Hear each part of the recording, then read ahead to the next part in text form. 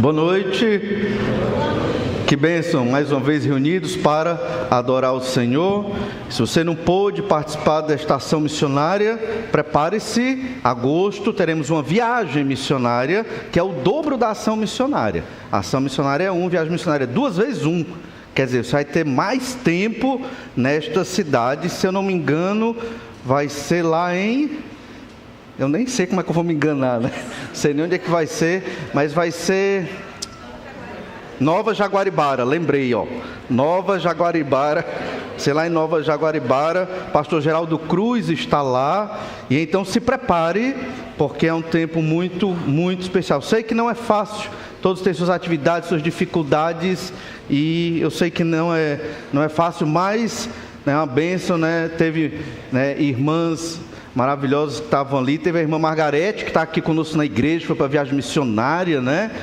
Teve a irmã Yolanda, firme e forte, mais forte do que, né? Muitos jovens lá, a irmã Yolanda, Deus queira que eu chegue na idade da irmã Yolanda como ela, né? Firme e forte ali, pregando o evangelho, e foi muito bom, mas dentro do que podemos, façamos. Então, se você puder, né, Deus lhe capacitar, lhe der esta visão, prepare-se para a próxima. As crianças evangelizando também, foi muito, muito bom. O Clube Oance lá, foi uma bênção.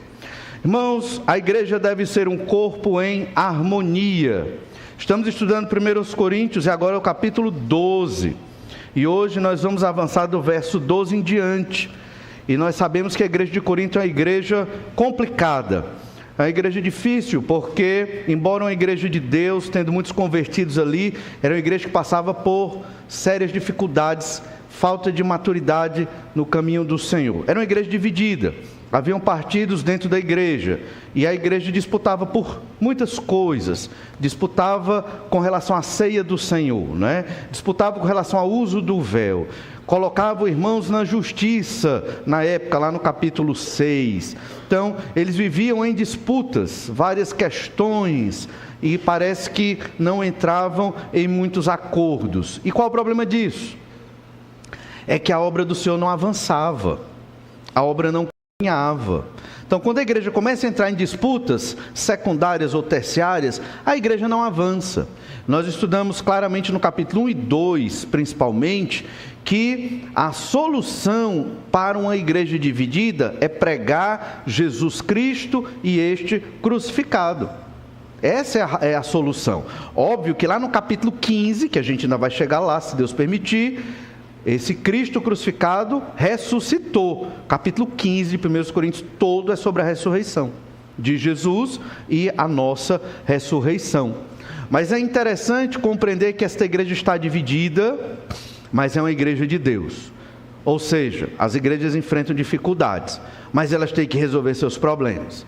Não são dificuldades administrativas, são dificuldades espirituais. É o caso da igreja de Corinto. E nós, somos uma igreja dividida? Aparentemente não, parece que nos damos muito bem. No entanto, essa epístola é para nós, para nos avaliarmos, para vermos como estamos caminhando, para perceber se o nosso pensamento está alinhado com o de Jesus Cristo. Ele é o cabeça da igreja, Ele é o dono da igreja. O que é que Jesus Cristo quer da igreja? Eu quero a mesma coisa? Eu estou por causa de Jesus? Então são vários pensamentos que nós devemos ter e que devemos usar para nos investigar, ver se estamos sendo igreja como Jesus quer que sejamos. A igreja deve ser um corpo em harmonia. Vamos então ler do verso 12 ao verso 27, vamos ler todo o texto aqui e depois vamos observar, fazer algumas considerações nesse texto. Verso 12 diz, 1 Coríntios capítulo 12, versículo 12: porque assim como o corpo é um, e tem muitos membros, e todos os membros sendo muitos, constituem um só corpo, assim também com respeito a Cristo. Pois em um só Espírito, todos nós fomos batizados em um corpo, quer judeus, quer gregos, quer escravos, quer livres, e a todos nós foi dado beber de um só Espírito. Porque também o corpo não é um só membro, mas muitos. Se disser o pé, porque não sou mão, não sou do corpo, nem por isso deixa de ser do corpo. Se o ouvido disser, porque não sou olho, não sou do corpo, nem por isso deixa de o ser. Se todo o corpo fosse olho, onde estaria o ouvido? Se todo fosse ouvido, onde o olfato? Mas Deus dispôs os membros, colocando cada um deles no corpo, como lhe aprouve. Se todos, porém, fossem um só membro, onde estaria o corpo? O certo é que há muitos membros, mas um só corpo. Não podem os olhos dizer à mão, não precisamos de ti, nem da cabeça aos pés, não preciso de vós. Pelo contrário, os membros do corpo que parecem ser mais fracos são necessários, e os que parecem menos dignos no corpo, a estes damos muito maior honra. Também os que em nós não são decorosos, revestimos de especial honra. Mas os nossos membros nobres não têm necessidade disso. Contudo, Deus coordenou o corpo, concedendo muito mais honra àquilo que menos tinha, para que não haja divisão no corpo. Pelo contrário, cooperem os membros com igual cuidado em favor uns dos outros. De maneira que se um membro sofre, todos sofrem com ele. E se um deles é honrado, com ele todos se regozijam. Ora, vós sois corpo de Cristo e individualmente membros desse corpo. Então nós observamos nesse texto que a igreja deve ser um corpo em harmonia, todas as partes harmonicamente funcionando. E nós tem muita coisa para perceber nesse texto. E é por isso que nós vamos observar 3 aspectos da vida da igreja como corpo de Cristo e a execução da sua missão aqui na terra. É muito interessante que muitas vezes se administram as igrejas numa perspectiva administrativa, como se a igreja fosse uma empresa e ela tem metas a alcançar. Isso foi o grande erro do evangelismo no Brasil, década de 90 e começo dos anos 2000, e é por isso que penso que o Brasil é um país evangelizado, e não é. Colocar metas. Para esse ano temos que ter 10 mil convertidos, 50 mil convertidos, as igrejas estão aumentando, olha, a obra está crescendo. Muitas pessoas avaliam dessa forma, avaliação completamente errada. A gente não tem como fazer esta avaliação. Você pode ter uma igreja grande, com poucos crentes ali, uma igreja pequena, repleta de crentes. A gente não sabe. Jesus já falou da parábola do joio e do trigo, não é verdade? Quem que vai distinguir quem é joio e quem é trigo? Eu não tenho condição. Você tem? Também não tem. Ninguém tem, né? Só lá no fim dos tempos, Jesus vai distinguir quem é joio e quem é trigo. Ou seja, vamos observar aqui essa distinção também da igreja verdadeira, que é a igreja dos crentes em Jesus Cristo. O objetivo é que a igreja seja cada vez mais constituída por salvos, convertidos. Para quê? Para que entrem em harmonia, segundo a vontade de Cristo, e proclame a verdade de Deus na terra. Esse é o propósito, essa é a ideia, e esse é o trabalho. Então nós queremos ver 3 aspectos da vida da igreja em harmonia como corpo de Cristo, executando sua missão. Primeiro aspecto: a igreja é a representação do Cristo encarnado. Esse é o primeiro aspecto que Paulo trata aqui. A igreja, ela não é só uma organização religiosa, talvez aos olhos de quem está lá fora. A igreja representa Cristo, de fato. A igreja é um reflexo da pessoa de Jesus Cristo. A igreja são as mãos e os pés de Jesus Cristo na terra hoje. É o Cristo encarnado. Por isso Jesus é a cabeça e nós somos o corpo. É assim que se pensa a igreja, entende? E o contexto dos dons espirituais, que é o assunto desse capítulo, do capítulo 3, do capítulo 14, que nós ainda vamos estudar. Então, é assim que se entende os dons espirituais. É uma capacitação sobrenatural de Deus para os crentes viverem aquilo que Jesus quer que eles vivam. É interessante, né, conversando hoje com a irmã aqui na igreja, ela disse tudo em poucas palavras. Eu estou vindo aqui para a igreja. Eu não estou indo para a igreja X, igreja Y, igreja Z, porque lá eles mal falam de Jesus. E quando falam de Jesus, eles dizem assim: o que Jesus vai fazer por mim? Né? Jesus só faz o que a gente quer, só supre as nossas necessidades. Só que quando você vai ler a Bíblia honestamente, você percebe que a igreja tem uma missão a cumprir. A missão que Jesus deu, que Jesus delegou. Então as coisas estão invertidas. São igrejas que pensam de uma perspectiva moderna, né? Como se Jesus e Deus existissem para suprir as minhas necessidades. Irmãos, isso é um profundo egoísmo, é um desvirtuamento do Evangelho, é não entender o que Jesus fez na cruz. Aí a gente tem que pensar: creram em Jesus mesmo? Eu não sei, não posso julgar, não estou aqui para julgar, mas é uma reflexão que a gente tem que fazer. E para nós mesmos, eu como igreja, eu estou cumprindo a missão que Jesus deixou. Eu tenho minha Bíblia para ler. Não é só o pastor que diz qual a missão que Jesus deixou. Eu estou aqui com minha Bíblia, eu posso ler o que Jesus mandou eu fazer. Eu estou fazendo isso porque isto faz parte do ministério de uma igreja. E então a igreja é a representação viva do Cristo encarnado. E pensando nesse primeiro aspecto, essa primeira verdade desse texto, nós entendemos e aprendemos sobre a unidade da igreja. Vão ter 3 palavras em cada um desses aspectos importantes: unidade, diversidade, são 2 aspectos importantes, e a terceira a gente vai deixar mais para frente. Unidade e diversidade, Paulo trata muito disso. Lembra que o contexto aqui é dons espirituais. O contexto não é administração de uma igreja, porque confunde com a metáfora que o apóstolo vai usar. O verso 12 que nós acabamos de ler, Paulo fala da metáfora do corpo. Exatamente comparando a igreja com um corpo, Jesus pressupõe, porque em outras epístolas ele diz que Jesus é o cabeça. Então o verso 12, lendo novamente, diz: porque assim como o corpo é um e tem muitos membros, todos os membros, sendo muitos, constituem um só corpo, assim também com respeito a Cristo. Então, claramente, a igreja é um corpo. Você pensa no corpo, vários membros, mãos, olhos, pés, membros que constituem o corpo, que são importantes para o funcionamento do corpo, mas é um corpo. Se você perde um membro, vai fazer muita falta. Uma mão, um braço, um pé, uma perna, vai fazer extrema falta. Então, Paulo, nesse verso 12, ele já disse tudo. Depois é que ele vai explicar melhor, mas ele já disse tudo que ele tinha para dizer no verso 12. Existem muitos membros e nós somos um corpo. Ou seja, a lógica é que nenhum corpo vai se desunir. Não é verdade? A não ser que a pessoa tenha um problema. Mas, naturalmente, ninguém vai querer perder uma parte do seu corpo.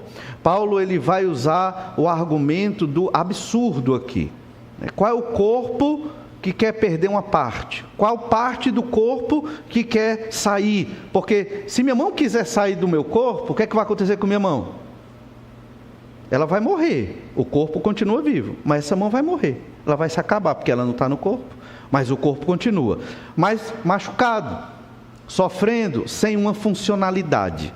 Percebe? É isso que nós temos que entender sobre unidade da igreja. E ele vai explicar isso melhor nos textos acima, ou melhor, abaixo. Lá em Efésios 4,15 fica muito claro, 15 e 16, de onde vem essa ideia da metáfora do corpo. Olha o que diz lá em Efésios 4,15. Mas seguindo a verdade em amor, cresçamos em tudo naquele que é a cabeça, Cristo, de quem todo o corpo, bem ajustado, consolidado, pelo auxílio de toda junta, segundo a justa cooperação de cada parte, efetua o seu próprio aumento para a edificação de si mesmo em amor. Os temas que nós estamos estudando aqui, Paulo escreveu também aos Efésios nesses 2 versículos. Jesus é a cabeça. A igreja é o corpo, tem que estar em harmonia, ajustado, em amor. Capítulo 13, todo é sobre o amor. A gente vai ver isso mais à frente, mas só a harmonia, só a ligação das partes, quando existe o amor. né? O amor é fundamental. Não o amor que a gente vê nos filmes de Hollywood, não aquele amor utópico, enganoso, que a gente pensa que existe e não existe. Não, é o amor pé no chão. Que amor é esse? É o amor de Jesus Cristo crucificado. É o amor de quem se abnega, né? Se abstém. Paulo falou disso no capítulo 8, no capítulo 9, o quanto ele se absteve de muitas coisas, esposa, sustento financeiro, ele se absteve em favor de Jesus Cristo e da igreja. Não quer dizer que todos nós devemos fazer igual a Paulo, mas o princípio é o mesmo. Eu tenho que me abster. Amor sem abnegação não é amor. Amor sem sacrifício não é amor. É sentimento. Talvez o sentimento até errado. Amor, segundo a Escritura, pressupõe você estar disposto a se sacrificar, a perder algo, a se abster de algo, a ser abnegado, primeiro pelo Senhor, obviamente, e depois pelos que você tem ao redor como sua família e por todos os seus irmãos e até pelo inimigo. Obviamente, nós não conseguimos amar como deveremos, é a nossa grande dívida, como nós devemos, né? É a nossa grande dívida, é o amor. Devemos o amor para todos, mas isso não quer dizer que não vamos batalhar e nos esforçar para sermos especialistas nesse tipo de amor, porque o nosso Senhor, que é Jesus Cristo, ele foi um especialista, um mestre em amar, porque ele morreu por pecadores perdidos. Então ele sabe falar sobre o amor. Ele é o perfeito amor, ele é o amor. Nós temos que aprender isso, e isso vai se encaixar no capítulo 13. Mas, por enquanto, entenda isso: Jesus é o cabeça, nós somos o corpo. Olha Colossenses 1,18. Ele é a cabeça do corpo, da igreja. Ele é o princípio, o primogênito de entre os mortos, para em todas as coisas ter a primazia. Jesus é o cabeça, a igreja é o corpo. Então a igreja não faz o que ela quer. Isso é interessante. A igreja não faz o que ela quer, a igreja faz o que Jesus manda. Os pastores estão na igreja para garantir, se os pastores são crentes, né? Para garantir que a igreja vai fazer o que Jesus manda, não o que a igreja quer. Porque quando a igreja faz o que ela quer, a despeito da Bíblia Sagrada, que é quando Jesus se expressa, a igreja vai se perder. Entende? A igreja vai se perder. Então Jesus é o cabeça. Tenha isso em mente, né? Vamos ter uma assembleia domingo que vem. A igreja vai decidir assuntos referentes às coisas de Deus. Então você tem que conhecer a Escritura para saber o que Jesus quer que eu vote aqui. Está na Bíblia. Os princípios estão na Escritura. E você vai, obviamente, tomar a decisão baseado nos princípios que a gente vê na Escritura. E é interessante um detalhe: se Jesus é o cabeça, é Ele que manda na igreja. Então a gente faz o que Jesus quer. Então, é para perdoar? Jesus mandou perdoar. Tem que perdoar. É para fazer discípulo? Jesus mandou fazer discípulo. Tem que fazer discípulo. É para amar a esposa? É para amar o marido? É para criar os filhos no temor do Senhor? É para ter vida de oração? Tudo isso o Senhor Jesus mandou. Isso não é mistério, isso não é segredo. Então a igreja tem que viver e tem que fazer aquilo que Jesus manda. E assim a igreja, ela cresce como luz no meio das trevas e ela se torna atuante, ativa e harmônica, porque os membros não estão procurando os seus próprios interesses. Embora, quando a gente sofre, a gente pode orar e pedir para Jesus nos ajudar. Quando a gente tem uma perda, quando a gente passa por problema e dificuldade, óbvio, oramos e pedimos para o Senhor nos fortalecer e resolver a nossa causa. Mas o propósito da igreja não é resolver as nossas causas, é cumprir a missão deixada pelo Senhor Jesus Cristo. E é interessante que, sendo o final do verso 12, não sei se você notou, diz assim, 1 Coríntios 12, verso 12, o final do versículo: sendo muitos, constituem um só corpo, mas também com respeito a Cristo. Era para ele dizer, mas também com respeito à igreja, não é? Porque ele está falando da igreja. Ele está dizendo que o corpo é a igreja.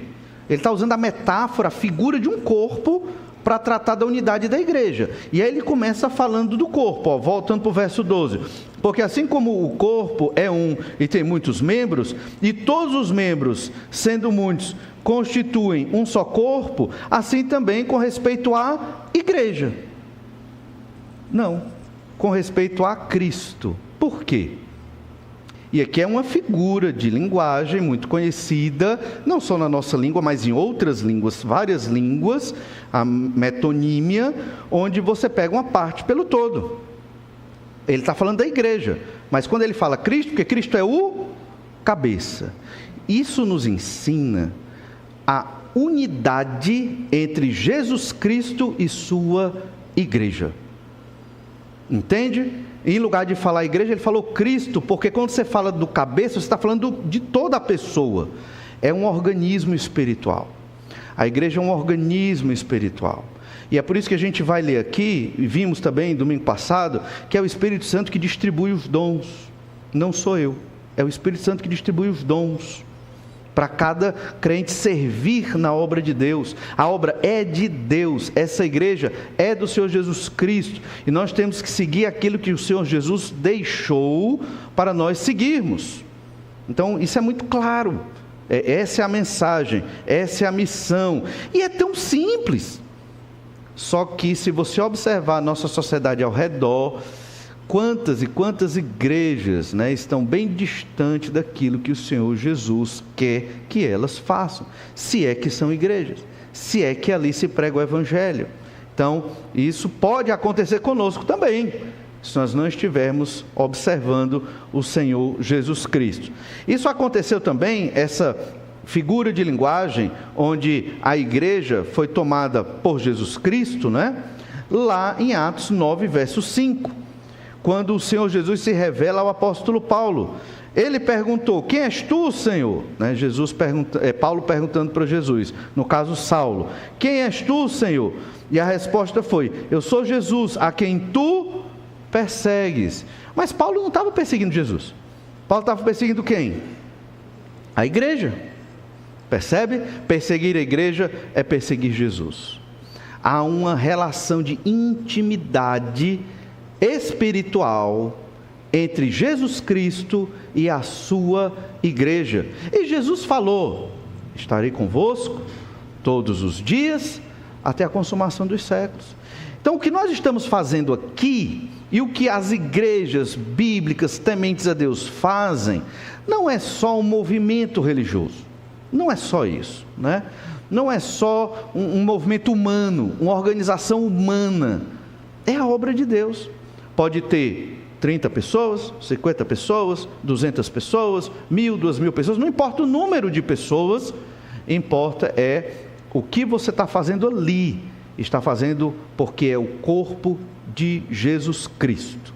Quando você vier para a igreja, você tem que lembrar disso. Quando a igreja passar por dificuldades, você tem que lembrar disso. A igreja é o corpo de Jesus. A igreja não é uma escola que eu entro e saio na hora que eu quero. Vamos desligar, vou para outra escola. Não, é o corpo de Jesus Cristo, é uma instituição espiritual. Estamos ali para servir ao Senhor Jesus Cristo, para a glória de Deus. E é isso que o apóstolo quer que a igreja de Corinto entenda, para que ela se una, porque divididos, eles não conseguem fazer a obra de Deus adequadamente. São uma igreja de Deus, lembra do capítulo 1, mas não conseguem fazer da maneira correta a obra do Senhor, porque estão pensando nos seus próprios interesses.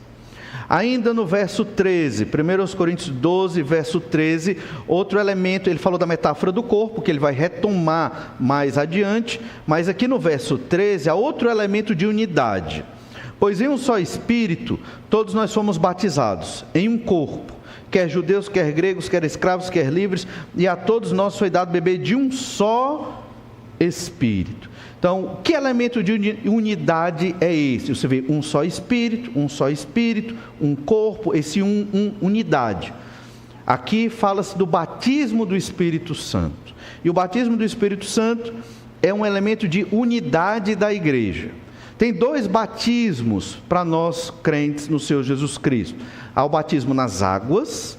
Quando você crê no Senhor Jesus Cristo, faz sua confissão de fé pública, você é batizado nas águas, morreu para o pecado, nasceu para uma nova vida com Cristo. Isso aconteceu na sua conversão e o batismo simboliza isso e testifica publicamente da sua conversão.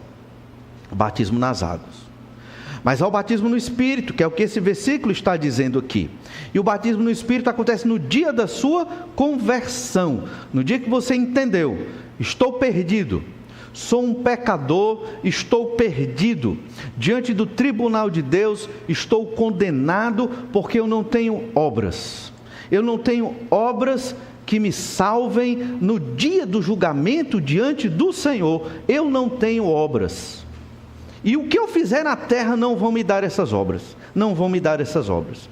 Só Jesus Cristo pode me dar estas obras para que eu seja salvo, porque Ele morreu na cruz para me livrar da condenação dos meus pecados. E então eu entrego minha vida ao Senhor Jesus Cristo, confesso publicamente ali a minha fé, minha conversão, crendo que Jesus me livra da condenação, porque morreu na cruz, não dependeu de mim, dependeu somente do sacrifício do Senhor Jesus Cristo na cruz. Assim como Jesus ressuscitou, eu irei ressuscitar, e os crentes em Jesus vão ressuscitar. E então, nesse momento, cada crente em Jesus recebe o Espírito Santo de Deus, terceira pessoa da Trindade, que eu não sei explicar como. Ele está em você e em mim, e onde?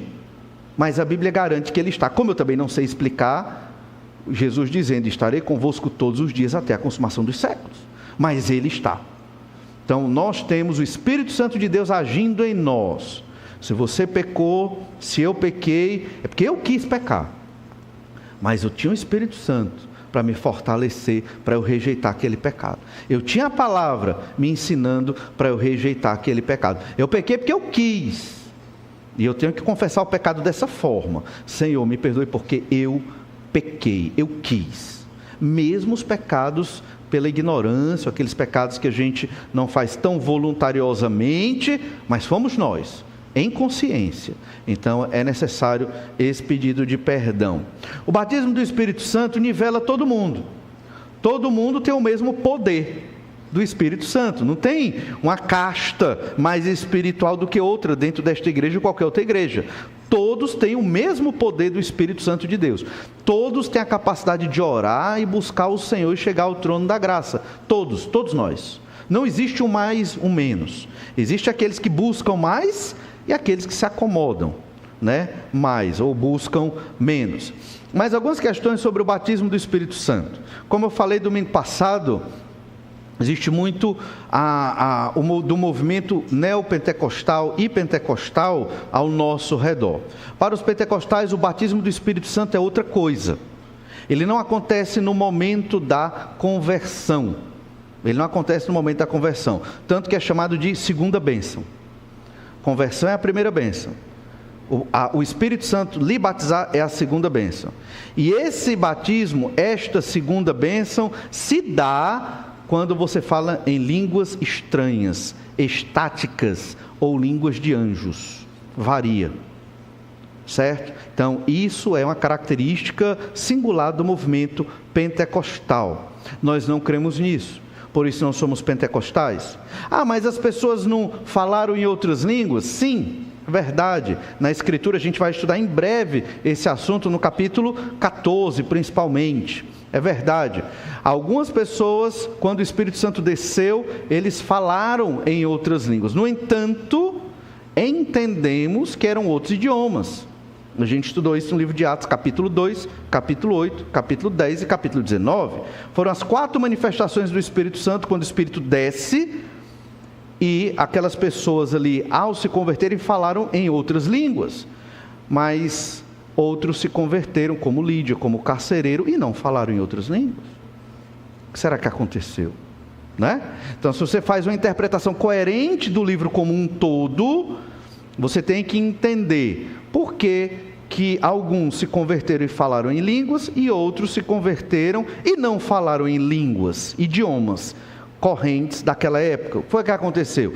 E nós explicamos isso ao estudar o livro de Atos.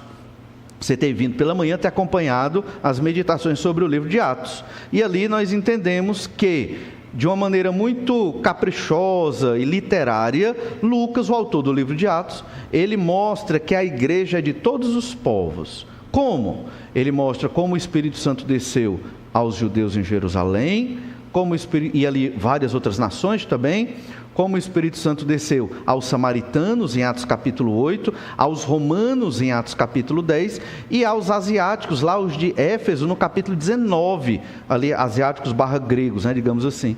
Então, a descida do Espírito Santo no livro de Atos, com o falar em idiomas da época, idiomas diferentes, era uma espécie de inauguração da igreja. A igreja estava começando, não havia igreja na terra. Depois isso cessou.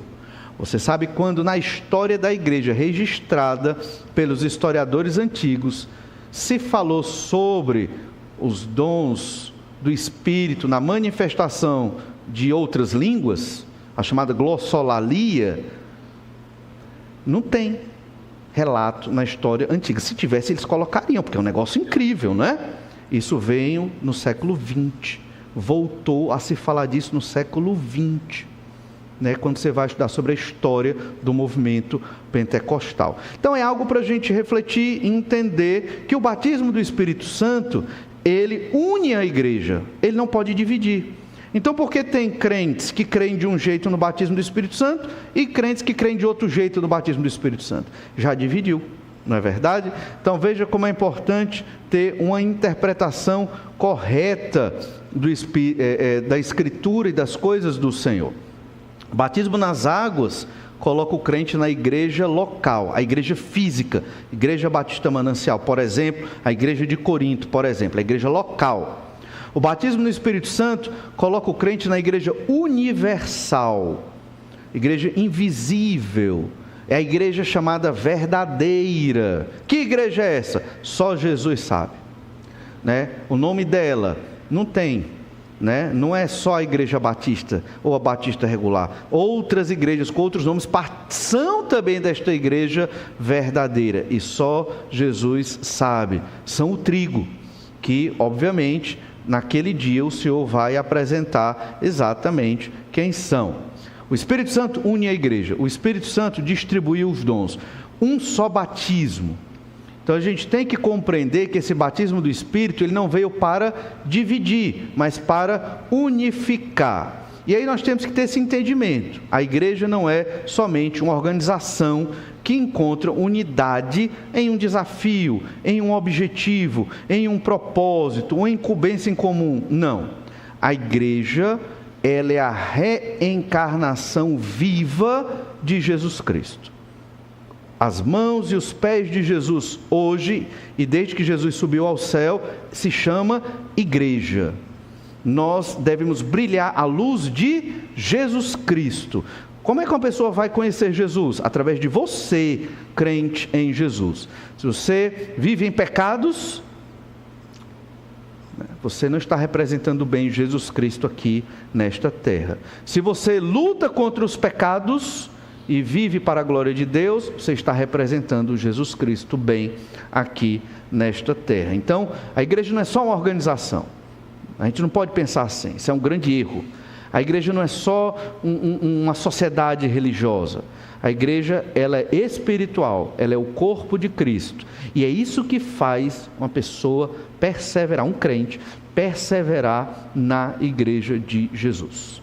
É quando ela entende o que é uma igreja. Se ela entende que a igreja é um clube, é uma sociedade, é uma organização, no dia que vier um problema grande, ela vai.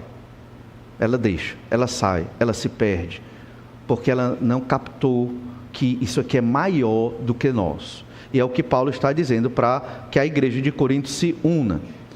O batismo do Espírito Santo, todos receberam o mesmo Espírito. Então a igreja está unida, o mesmo Espírito, e o Espírito foi quem distribuiu os dons. E aqui vem um pensamento: se todos receberam o mesmo Espírito, pensando hoje na modernidade, Porque só algumas igrejas falam em línguas de anjos. Nós então não cremos em Jesus. Não falamos línguas de anjos. Entende? Então tem um problema aí. Percebe? Porque será que não temos o Espírito? Ninguém aqui? Então isso é para a gente refletir para quando chegar no capítulo 14. Porque na verdade não pode uns crerem em Jesus, recebem o Espírito e falam em línguas, e outros não falam em línguas. Por que que tem que atrelar o batismo do Espírito Santo ao falar em outras línguas? A gente não encontra isso na Escritura. Esse é um grande problema, e a gente vai perceber, não falte nos outros domingos, a gente vai perceber que esse também era um grande problema na igreja de Corinto. Na cabeça deles, quem curava, quem operava milagres, quem falava línguas outras, era mais espiritual. Mas aqueles que tinham o dom do amor, da esperança, da fé, nem eram notados. E esses são os mais importantes dos dons. Entende? Então, por que a igreja estava desunida? Exatamente por isso. Uma visão errada sobre a administração dos dons do Espírito. Isso aqui é mais um motivo da desunião daquela igreja. O que é que aprendemos com isso? A igreja é a representação viva do Cristo encarnado. Então temos que entender a unidade da igreja como corpo de Cristo, e nós devemos perceber que a igreja não é só uma organização. A igreja é realmente a obra de Deus. Embora tenha um CNPJ, embora tenha um nome ali na frente, tenha um prédio, mas a igreja, os convertidos em Jesus aqui, eles são realmente a expressão de Jesus Cristo na terra. E essa é a nossa grande missão para a glória de Deus. Mas o segundo entendimento sobre a igreja como corpo de Cristo, que deve viver em harmonia, é que a igreja ela é viva na interdependência dos seus membros. A igreja ela é viva quando os membros entendem que eu preciso do outro. Isso é uma mensagem completamente distinta do que a gente vê hoje no mundo sobre individualismo. Pessoas extremamente individualistas, famílias extremamente individualistas. Quanto maior a capital, mais individualistas são as pessoas. Isso não é um pensamento meu, isso é notório, é um fato. É só você ir para uma capital maior do que Fortaleza e você vai perceber que ali o individualismo é maior. Quanto menos Deus, mais individualistas. Você vai na Europa, vê a Europa secularizada, sem Deus, sem Bíblia, as pessoas extremamente distantes ali umas das outras.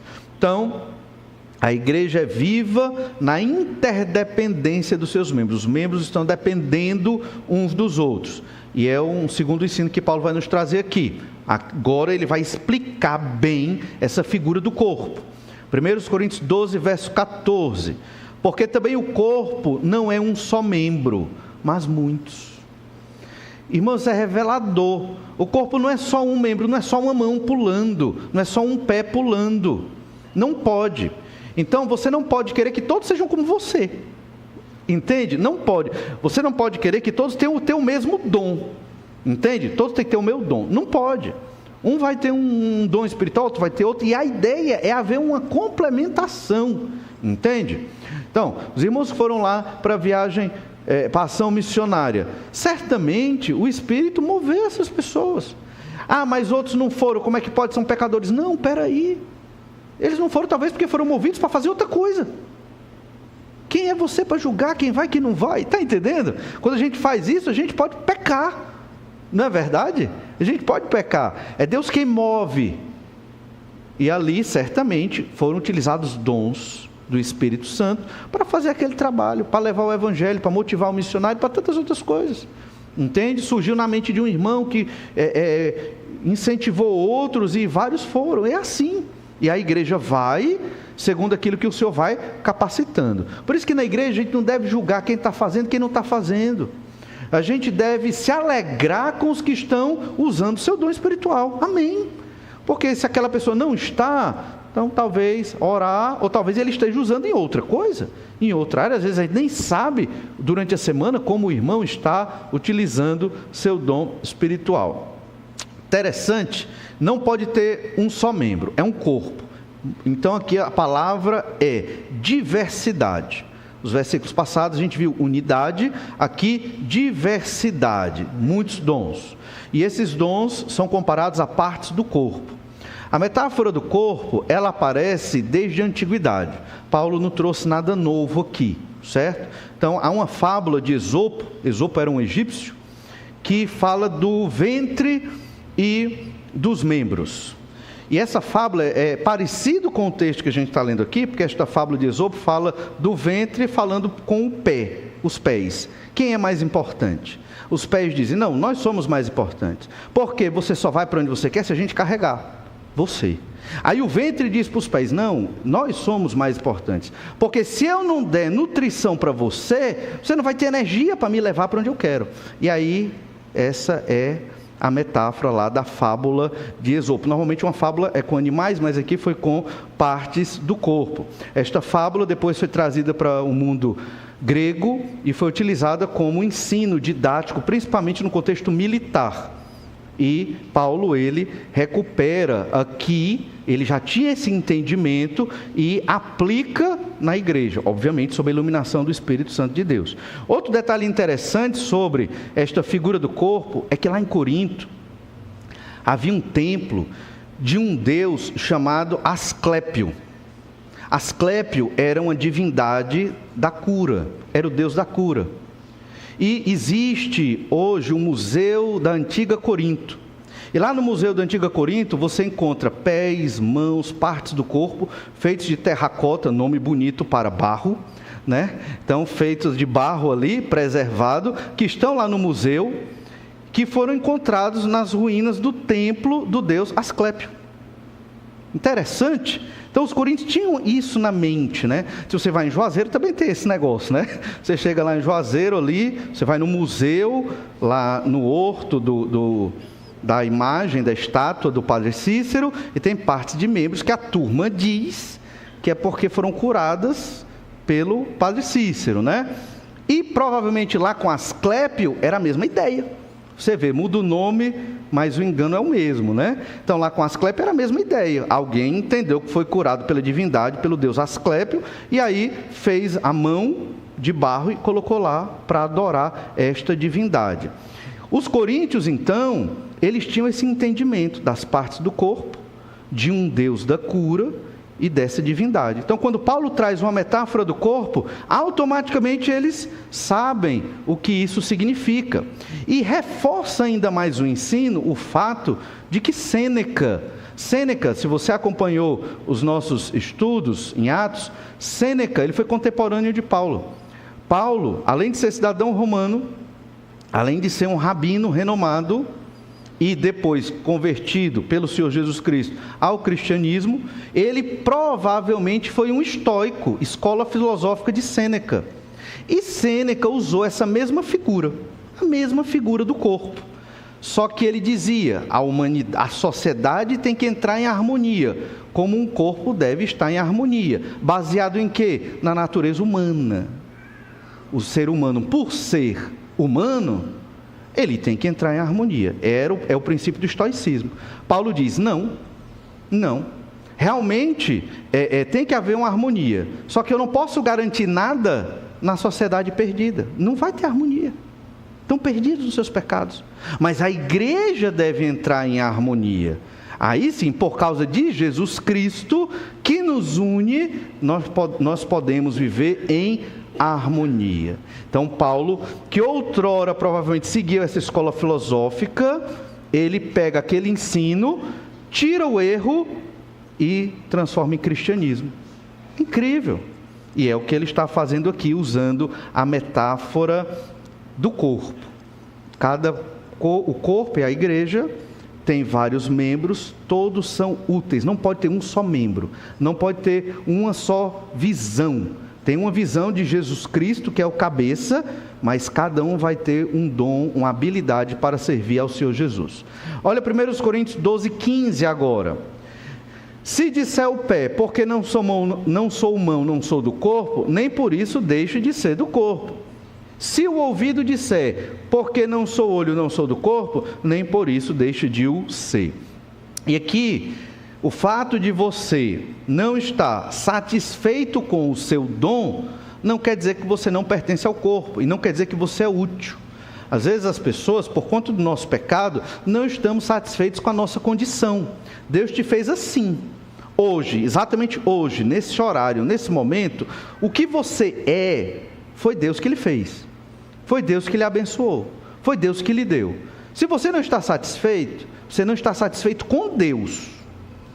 Porque foi Ele que te deu, foi Ele que te fez. Ele que construiu a tua história até o dia de hoje.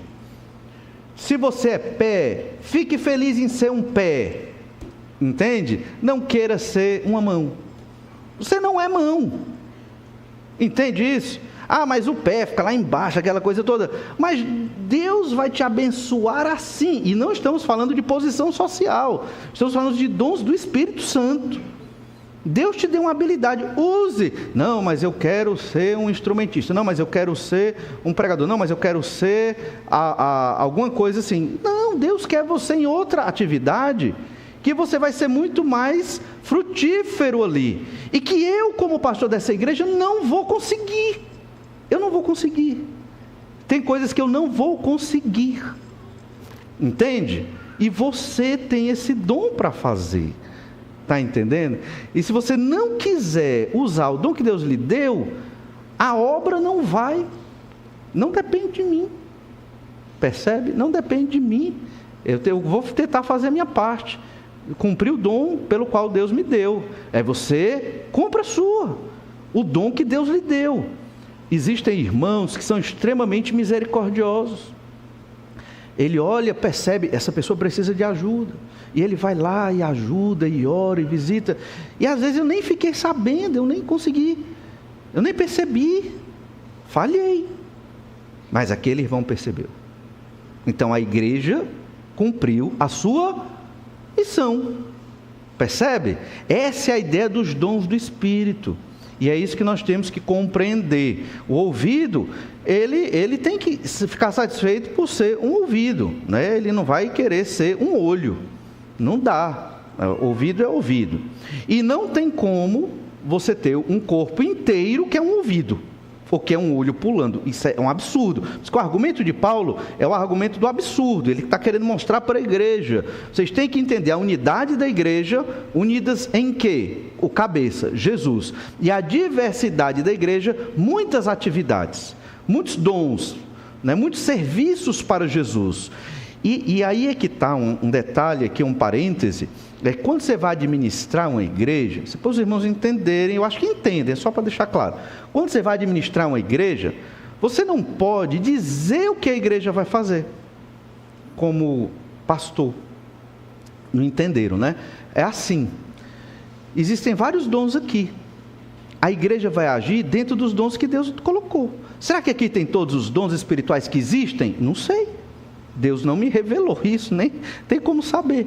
Então a gente tem que perceber quais as habilidades, os dons da igreja, e assim fazer com que cada membro use suas atividades, seus dons, suas habilidades que Deus deu sobrenaturalmente. É por isso que tem igreja que tem habilidades e dons mais para uma área, outras igrejas mais para outra área. Entende? Por quê? Porque Deus colocou alguns irmãos naquela igreja que tem certos dons. E nessa igreja outros irmãos que têm outros dons. Então a gente não pode querer também que todas as igrejas sejam idênticas e iguais. Não vai ser assim. Entende? Então, o Senhor, Ele que distribui os dons, Jesus é o cabeça. No fundo, a gente tem que fazer cumprir a vontade de Deus dentro da igreja. E não permitir que o pecado entre e tome de conta da igreja. A visão de Jesus, Ele é o cabeça e os crentes servindo nas suas habilidades que Deus deu. E em 1 Coríntios 12, 17, se todo o corpo fosse olho, onde estaria o ouvido? E se todo fosse ouvido, onde o olfato? É um absurdo, não tem sentido. Não pode ter só um dom na igreja toda, certo? Certamente há uma multiplicidade de dons. Então, Deus compôs o corpo de Cristo como quis.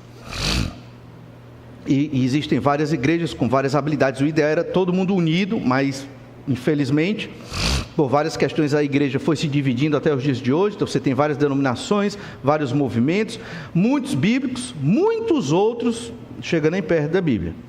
1 Coríntios 12, 18. Mas Deus dispôs os membros, colocando cada um deles no corpo, como lhe aprouve. Percebe? Foi Deus que juntou os crentes dessa igreja aqui. Foi Deus que chamou você, juntou e vai chamar outros para cá, e vai encaixar, e vai trabalhar na vida de cada um.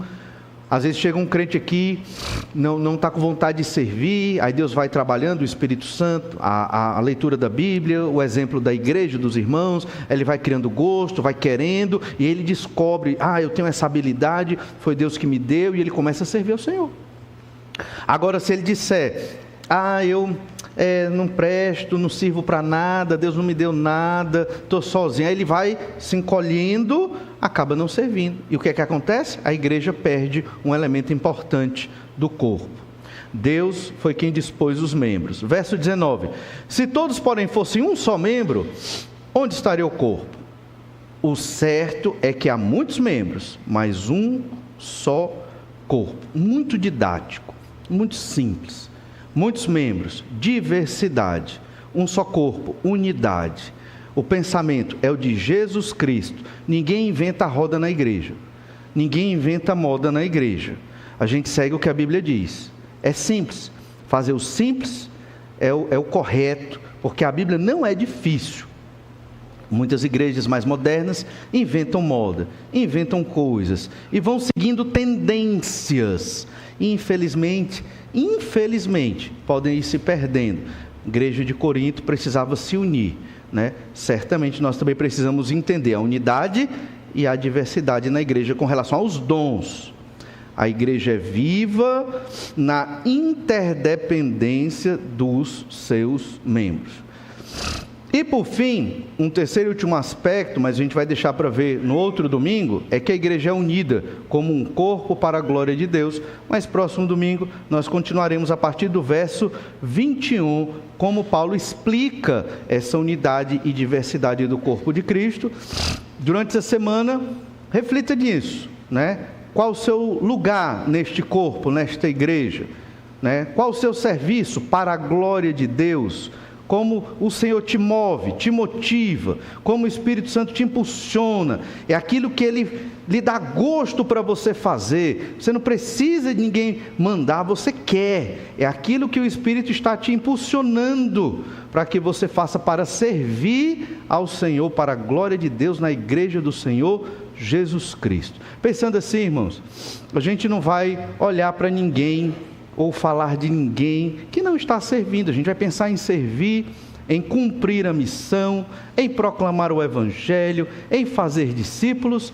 A igreja vai se unindo e vivendo para a glória do Senhor. Vamos orar, pedir que o Senhor nos abençoe. Obrigado, Pai, pela bênção de hoje. Te agradeço porque o Senhor é um Deus maravilhoso e cuida de nós. Pela Tua palavra que de modo simples, didático, nos mostra como a igreja deve viver unida na mente de Cristo, nos propósitos do Senhor, cada um usando as ferramentas que o Senhor nos dá. Temos tudo, ó Pai. Temos o Senhor, temos o Senhor Jesus Cristo, temos o Espírito Santo, temos os dons espirituais, temos a revelação, a Bíblia Sagrada, a Tua Palavra, temos a igreja. Temos tudo para ter uma vida feliz e abençoada. Dai-nos sabedoria para aprendermos a viver a vida que o Senhor tem para nós. É o que eu te peço em nome de Jesus. Amém. Você tem mais um tempo para orar, então pode orar silenciosamente no encerramento desse culto. Deus te abençoe e até breve.